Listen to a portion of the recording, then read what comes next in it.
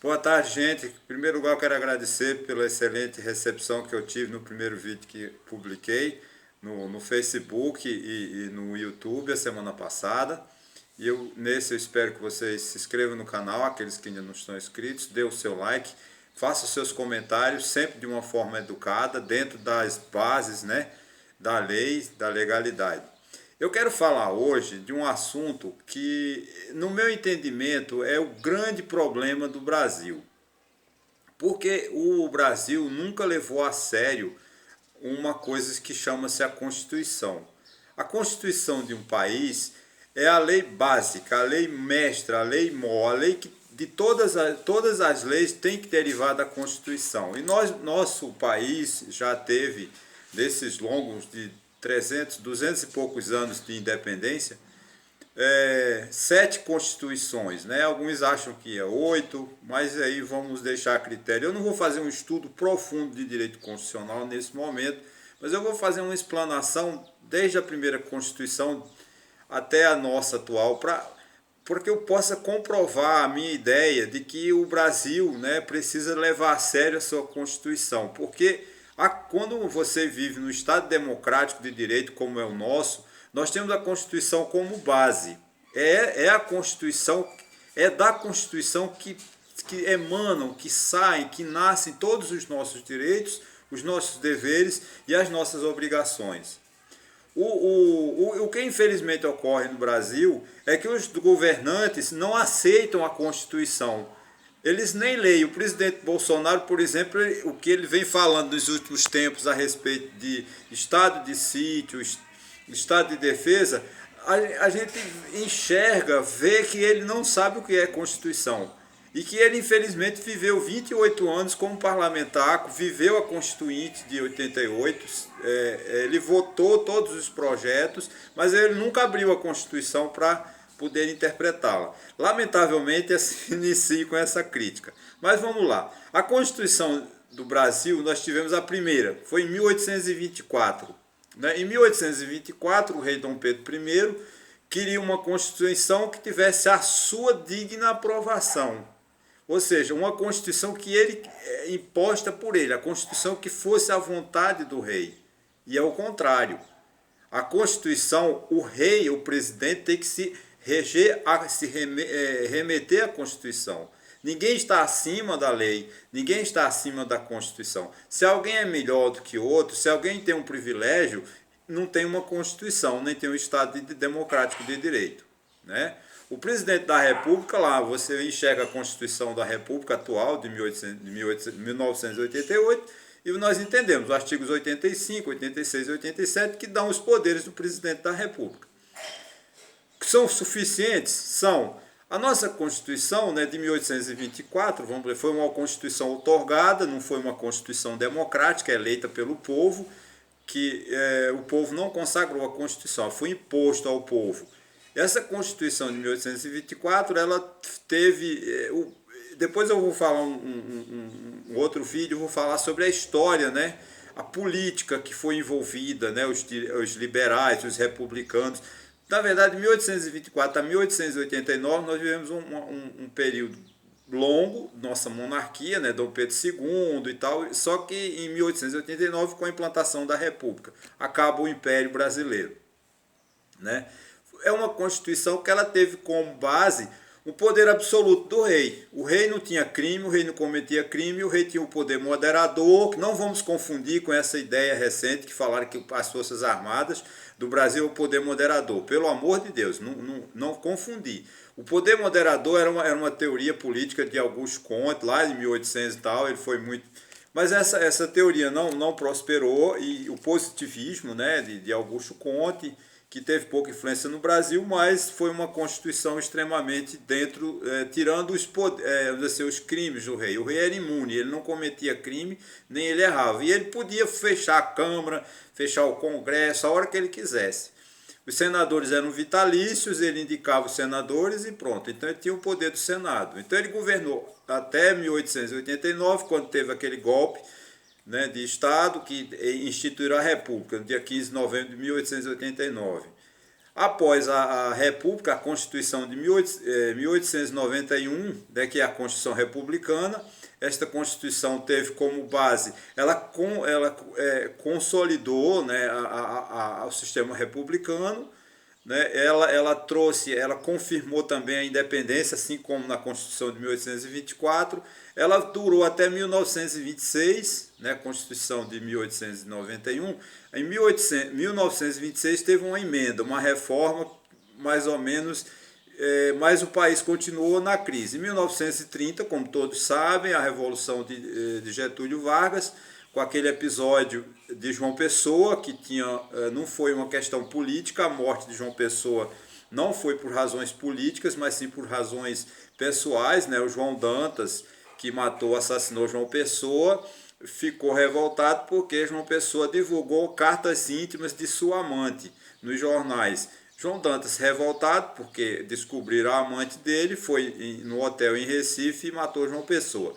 Aproveitou Getúlio Vargas, que tinha perdido a eleição, e disse, olha, então, vamos fazer a Revolução. E fez a Revolução de 30, foi de 30 a 45 a ditadura grave de Getúlio. Em 1932 tivemos a reforma, uma revolta paulista, né, de 1802, que é uma revolução quase comunista na intentona de São Paulo, como é conhecida. Em 1934, nova Constituição.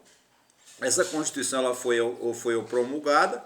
Aliás, a Constituição de 1891 também foi promulgada. Deixa eu fazer um conserto. E a Constituição de 1934 é uma Constituição muito, vamos dizer assim, ela trouxe muitos direitos sociais. Apesar de nós estarmos vivendo uma ditadura imposta por Getúlio Vargas, que foi um homem muito sanguinário, matou muita gente, perseguiu muita gente, né? A ditadura, hoje essas questões militares, dos desfiles de 7 de setembro, é uma questão, né, que foi criada por Getúlio Vargas. As listas de presenças nas escolas, as listas de presenças nos centros kardecistas, né, nas igrejas, era por quê? Porque Getúlio Vargas tinha o controle das pessoas, ele queria ter o controle de tudo, porque ele perseguia os adversários dele, eram eliminados. Getúlio Vargas foi um ditador, mas voltando à Constituição de 1934, foi uma Constituição extremamente, trouxe o voto da mulher, o voto feminino, que é um avanço, né? O Brasil acho que foi pioneiro no mundo em trazer o voto feminino, trouxe alguns direitos trabalhistas e teve uma composição assim meio complicada, porque ela foi eleita, foi constituída, vamos dizer assim, elaborada, né, a palavra correta, pelo parlamento, por eleições livres, deputados, senadores, mas o Getúlio Vargas, com medo de perder a maioria, ele obrigou, né, instituiu uma lei mandando que sindicalistas, 30 ou 40 sindicalistas, que foram também como se fossem constituintes, né, que Getúlio Vargas que criou o sindicalismo no Brasil. Aí durou pouco a Constituição de 1934. A Constituição de 1934 durou até 1937, quando Getúlio Vargas deu mais um golpe de Estado. Aí a Constituição de 1937 foi extremamente cruel, foi uma instituição autoritária, e ele confirmou todo a sua intenção de ser uma pessoa ditador, né, um massacrador, que não aceita democracia. Só que em 1937, nessa Constituição que foi feita, não foi votada, não foi promulgada, foi feita por um homem, um jurista, né? E ela tinha uma previsão que um ano após a elaboração dessa Constituição haveria um plebiscito. Ou seja, o povo ia votar numa eleição para decidir se aprovava ou não aquele documento, aquela Constituição. Só que esse plebiscito nunca foi convocado. Getúlio Vargas governou de 1937 até 1945 com uma Constituição que alguns juristas, alguns constitucionalistas dizem que ela não vigou, ou seja, ela não tinha a capacidade, né, jurídica, ela não entrou em vigor por falta dessa manifestação do povo. O povo não foi eleito para dizer se queria, não foi convocado para dizer se aceitava ou não aquela Constituição. Acontece que de 1938, 39, a Europa já estava naquela fervura, naquela panela de pressão que foi o surgimento da Segunda Guerra Mundial. O Brasil ficou de fora até um certo ponto, mas depois o presidente dos Estados Unidos veio, todo mundo sabe daquela parada dele lá no Rio Grande do Norte, e impôs a Getúlio Vargas: você tem que mandar suas forças para lutar. E o brasileiro foi.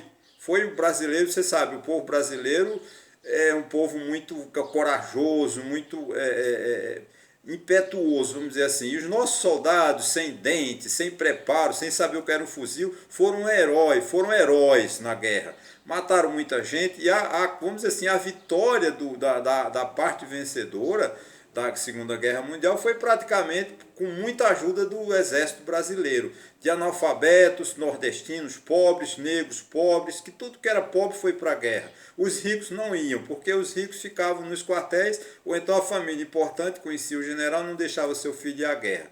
Como pobres, como sempre, não tem quem o defenda, muita gente pobre foi para a guerra, mas viraram heróis, né? Eu recomendo quem for ao Rio de Janeiro conhecer o Monumento dos Mortos no aterro do Flamengo e ver lá a relação dos nossos soldados, nossos heróis que morreram na guerra, tá certo? Então aí o que acontece? O Getúlio Vargas, com uma ditadura, né, de 1930 até 1944, 45, ele não podia mandar a sua tropa, as forças armadas do Brasil. Olha, eu cometendo o erro do Bolsonaro. O exército é do Brasil, né? A Marinha do Brasil, a Aeronáutica é do Brasil. Me manda essas forças para a Europa brigar pela liberdade, pela democracia, e ele aqui sendo um ditador. Quando a guerra acabou, e a Segunda Guerra Mundial acabou na Europa, especificamente com da detonação das bombas atômicas de Hiroshima e Nagasaki no Japão, os soldados brasileiros voltaram e disseram: peraí, nós fomos brigar pela democracia, pela liberdade, por que nós temos um ditador? Né? Então o Getúlio foi obrigado a renunciar pela pressão política e em 1945 convocou uma nova Assembleia Constituinte, que elaborou a Constituição de 1946. É uma Constituição democrática, onde ela estruturou com grandes tributaristas como Aleomar Balieiro, e, enfim, com políticos que nós tínhamos naquela época. Nossa estrutura tributária foi quase toda ela elaborada já na Constituição de 46. Ela não trouxe muita novidade, foi uma Constituição meio assim apagada, porque o mundo em guerra, as pessoas ainda não sabiam nem o que queriam, nem o que iam, né, viver daqueles anos para frente. Porque a Segunda Guerra Mundial foi uma coisa, um horror, né? Parecido só nós estamos vivendo agora com a pandemia do coronavírus. Um momento tão trágico como foi a Segunda Guerra Mundial. Até eu falei, me mencionei a questão da Alemanha, né, no vídeo passado. Só que de 45 até 1900 ficou aquela crise política no Brasil, né? Tivemos o governo de 49, Dutra, que foi muito fraco. Depois veio o Getúlio em 54, e em 53, 54. Ele também, por pressões políticas, ele tentou aquele atentado lá contra o Carlos Lacerda, que era um governador, oposição ferrenha ao governo de Getúlio, chamado o caso da Toneleiros, né? Ele tentou matar Carlos Lacerda, mas acabou ferindo um general, um segurança de Lacerda, e Carlos Lacerda, que possuía um dos melhores discursos, né? Um homem super intelectual, muito inteligente, né? E ele tinha os jornais, acho que ele era o dono da Última Hora, um dos grandes jornais do Rio de Janeiro. Através das rádios, né, e dos jornais, destruiu Getúlio. E infelizmente Getúlio Vargas teve que renunciar, né, e renunciou à vida. Inclusive aquela carta de Getúlio que ele diz, né, renuncio, entrarei para a história, né? Ele fez uma carta renúncia, que até hoje ela tem controvérsias. Uns dizem que aquela carta não foi ele que escreveu, enfim, mas quem quiser conhecer a história de Getúlio, quando for ao Rio de Janeiro, eu recomendo. E ao Palácio do Catete, onde ele está muito bem representado lá. Tem a camisa, tem a bala que ele levou no peito, né, que ele deu no peito, né, e eu acho que não tem mais dúvida que, infelizmente, né, o Getúlio Vargas cometeu suicídio.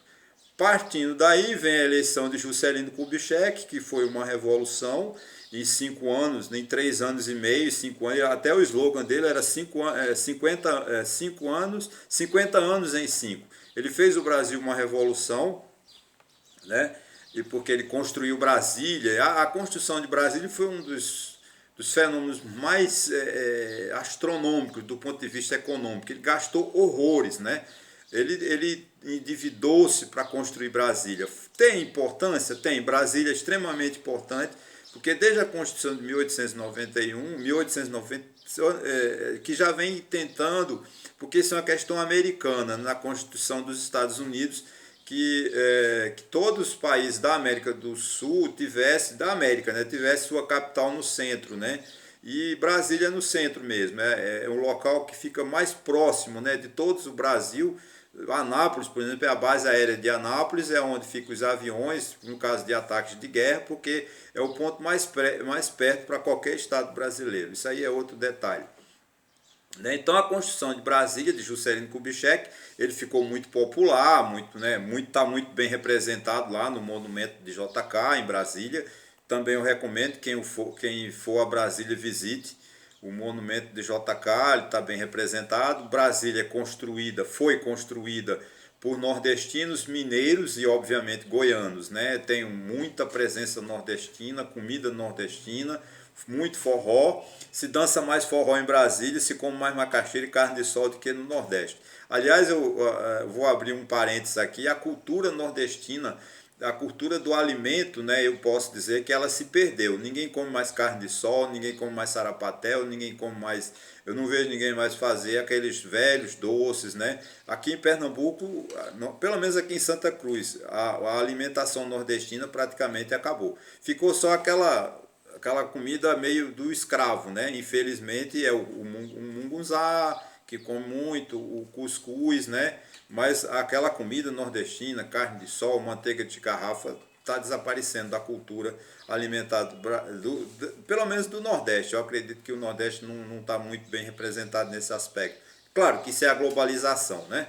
A globalização tem esse efeito, que é a entrada de várias culturas, né? E Santa Cruz de Capibaribe, Taquaritinga do Norte, tem influência de todos os estados brasileiros, né? Por causa da questão do Moda Center, que vem comprar, né? E acaba trazendo as suas influências. Mas o que eu quero dizer, o brasileiro precisa de compreender que a Constituição é que deve dizer as regras do jogo, né? O prefeito, ele não é a vontade do prefeito, não é a vontade do vereador, não é a vontade do governador, não é a vontade do presidente da República, é a Constituição que tem que determinar as regras.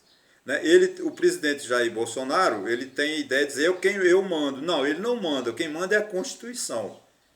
Eles fazem críticas, fazemos muitas críticas ao Supremo Tribunal Federal, que é o guardião da nossa Constituição. Ele não guarda fisicamente a Constituição, assim, num livro, né? Ele guarda os princípios. Infelizmente, nos últimos tempos, o Supremo Tribunal Federal está nos decepcionando muito. Eles deixaram de ser um tribunal constitucional, que nunca foi, vamos dizer assim, para ser um tribunal político. Ali eles estão disputando quem indicou. Gilmar Mendes foi indicado pelo PSDB, Carmen Lúcia pelo PT, agora o Bolsonaro, o tal do Cássio com K, e da próxima, agora vem o evangélico, quando a aposentadoria do decano, Marco Aurélio Melo, deseja a ele boa aposentadoria, que ele vá fazer grandes consultorias como advogado, né? Fique lá em Brasília mesmo. É um dos ministros que merece nosso respeito, porque é um ministro assim, que teve mais votos vencidos. Só que os votos vencidos, a gente não pode dizer que é ruim. Ele é o juiz que mais perdeu voto, vamos dizer assim, na história do tribunal brasileiro. Mas o voto vencido é muito importante no direito. Porque às vezes o voto vencido é uma tese que fica perdida, mas o advogado lá no momento preciso inclui o voto dele e acaba prevalecendo aquela teoria dele, que ele sempre foi derrotado. Então eu tenho aqui um orgulho de dizer que eu tenho respeito ao Supremo Tribunal Federal. Eu não digo, não falo mal de nenhum deles, porque eu consigo separar as pessoas ministros dos ministros do STF. Marco Aurélio, desculpe que caiu aqui o celular. Marco Aurélio, todos os 11 ministros do Supremo, eu tenho para com eles o maior respeito. E tenho certeza da capacidade do conhecimento jurídico que eles possuem. É porque a crítica que as pessoas fazem é uma crítica sem ler. Eles nunca leram. Eu duvido que quem critica o STF algum dia teve a coragem de ler um voto de um ministro. Todo voto de um ministro do STF, com todas as vênias, é uma tese jurídica que a pessoa precisa de compreender por que ele votou, por que ele votou desta maneira, por que ele condenou. Então não cabe a mim aqui julgar, se dizer se os ministros do STF, como estão a slogan, né, que são corruptos, que não sei o que, fora STF, como é o slogan do Jair Bolsonaro, que o Jair Bolsonaro ele é um ditador, ele está com toda, disso eu posso fazer, o Jair Bolsonaro quer acabar com o poder legislativo e o poder judiciário. Ora, se um presidente da República diz que tem que fechar o Congresso Nacional, tem que fechar o Supremo Tribunal Federal, só tem um jeito, ele quer ser um ditador. Ele não pode negar isso. Eu sei que os bolsonaristas vão ficar com ódio a mim, mas infelizmente eu não sou um político, eu não estou analisando do ponto de vista político. Eu estou analisando do ponto de vista constitucional. O que eu quero que vocês compreendam é que o governador, o prefeito, o governador, o presidente da República tem que se render à Constituição. Ora, para encerrar, a Constituição de 1988, né, ela já teve 109 emendas ordinárias, emendas que fizeram, mais 6 de revisão. É uma Constituição que está um retalho. Se você somar as 9 mais 6, dá 115 emendas constitucionais. E se vocês pararem para ver, todas as emendas são para tirar o direito do povo. Ora, peraí, o que está errado? O povo não tem direito? Você vê agora, nós estamos numa pandemia, numa crise econômica, do jeito que nós estamos. E ele me vem com uma reforma constitucional, que foi uma afronta, e dá um vale de R$250 durante 4 meses. O que é isso para um povo que está passando fome? O povo brasileiro está com fome. Nós vamos ter agora, depois da pandemia do coronavírus, quando todo mundo, lá para setembro, que pelo andar da carruagem, nós só vamos vacinar todos os prioritários em setembro. Nós não temos vacina porque o governo não comprou. Na época, lá em agosto, em junho de 2020, ofereceram a ele as doses de vacina suficientes para nós vacinarmos pelo menos a metade da nossa população. O que ele fez? Eu não compro essa vacina da China, eu não compro vacina de Dória, eu não compro vacina não sei de... Olha o resultado. Inventou aquela que não comprava vacina da Pfizer, porque a Pfizer fazia grandes exigências.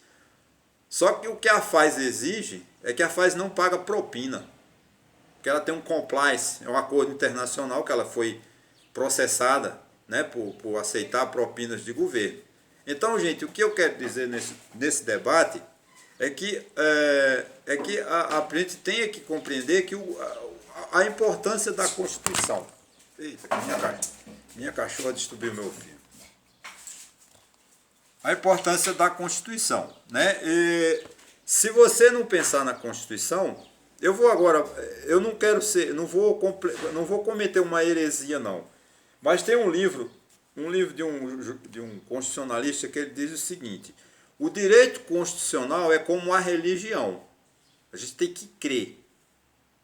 E eu vou encerrar lembrando um grande bispo católico chamado Dom Eugênio Salles. Era conservador, claro. Mas uma vez naquele jornalzinho, eu estava assim numa época meio, vamos dizer assim, que eu estava ateu, né? Não sou mais hoje, graças a Deus. Mas ele escreveu um artigo num jornal da diocese e um amigo de faculdade me levava. Sabia que eu gostava muito de ler. E toda vez que o jornal da diocese do Rio de Janeiro era publicado, ele levava um exemplar para mim. E eu lia com muito carinho, porque tem muita informação, né? Um jornal de muito valor. Informações sobre o Papa, sobre o Vaticano, só informações gerais sobre a igreja, claro, no Rio de Janeiro. E em uma delas ele disse assim, o Dom Eugênio Salles escreveu, a lei de Deus, que você creia, que você acredite, que você goste ou não, ela tem que ser cumprida. Então eu faço essa analogia à nossa Constituição. A nossa Constituição, que você goste dela ou não, mas ela tem que ser cumprida. Então não é o prefeito de Taquaritinga que tem que fazer uma Constituição que adeque-se a ele. Ele tem que se adequar. Quando ele se candidatou, quando o Lero se candidatou a prefeito, ele deve, no mínimo, conhecer a Carta Orgânica de Taquaritinga, que é a Constituição, assim, que é a Constituição do Estado, Constituição Federal e Carta Orgânica. A Carta Orgânica é a lei mais importante de Taquaritinga do Norte. Né? Então, eu quero encerrar, que já se alongou, é que se a gente não chegar à conclusão de que o governo precisa de respeitar a Constituição, nós não vamos sair nunca desse atraso, porque nós estamos num populismo, nós estamos governando sobre Maria, vamos dizer assim, uma fofocaiada, uma coisa que vai, diz, nós temos duas posições, um que diz que eu sou bom e outro diz que eu sou ruim. Quem é do Bolsonaro é bom, quem é contra Bolsonaro é ruim. Quem é Bolsonaro é ruim, sabe, a gente precisa de acabar com isso. Tem que ter um foco na nossa Constituição. Tá? Não posso encerrar antes de agradecer a vocês a paciência. Também não posso deixar de recomendar mais uma vez que o coronavírus não acabou, só vai acabar quando a gente tomar vacina ou então, né, ele cansar com o tempo. Se não tomar vacina, nós vamos prolongar com essa doença durante muito tempo pela frente. Então vocês lavem as mãos com bastante sabão, use máscara, não é para usar só na boca não, é do nariz para cá, use a máscara correta. Não tem esse negócio, a máscara, isso não existe, gente. Vocês têm que ter a paciência. Tem tanta coisa que a gente faz que não gosta, e tem tanta coisa que é preciso fazer. Então use máscara, não vá nessa onda de que vacina mata. Toda vacina ela é segura, ela passa pela Organização Mundial de Saúde, que é uma organização séria. Toda vacina pela Anvisa, passa pela Anvisa, é muito sério a nossa Anvisa, nossa Agência de Vigilância Sanitária. É com base na lei da ciência. Não tem, tudo que falam de vacina é mentira. São pessoas de mau caráter, pessoas safadas, pessoas desonestas que inventam mentiras que a vacina faz mal. Tome a vacina, vá ao posto de saúde mais próximo quando estiver na sua idade certa e tome sua vacina para a gente ficar curado. E use máscara. Porque você usando máscara, você está protegendo os outros e você também. Não pense você que nós temos Deus, o nosso Rei maior. Se você sai sem máscara, contaminando as pessoas e aquela pessoa morre, é um homicídio que Deus vai te cobrar isso. Tá, gente? Então, mais uma vez, muito obrigado. Espero que vocês gostem do meu vídeo, né? Clicando lá, dando um like. E também um dislike, se for necessário, e faça seus comentários. Fique livre. Muito obrigado e até uma próxima.